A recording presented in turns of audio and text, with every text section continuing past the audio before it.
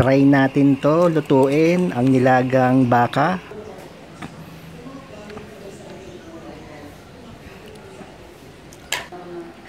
Ito na ang sangkap niyan: baka, saging saba, pechay, sibuyas,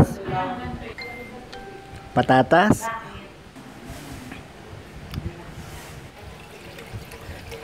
ang unang gagawin natin, lalagay lang natin yung baka dito sa pressure cooker, tapos lagyan natin ng sibuyas, lagyan natin ng pamintang buo. Dahil matigas yung baka, kailangan natin palambutin sa pressure cooker para mabilis. Ayan na, sinalang ko na yung baka sa pressure cooker, mga 30 minutes. Papalambutin natin to.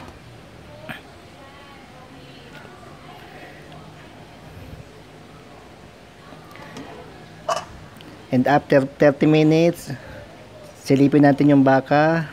Ayan, malambot na. Tusukin ko lang ng tinidor. Yan, malambot na nga yung baka. Tanggalin natin yung dumi ng baka. Nakakapit dito yan sa pressure cooker. Tapos pag lambot ng baka, lagyan natin yung patatas. Lagyan natin ng cubes.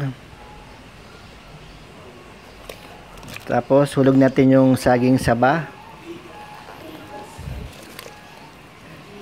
Malambot na yung saging saba, yung repolyo natin next natin.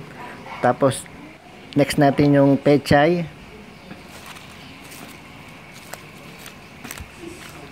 Lubog lang natin para maganda yung pagkakalambot niya.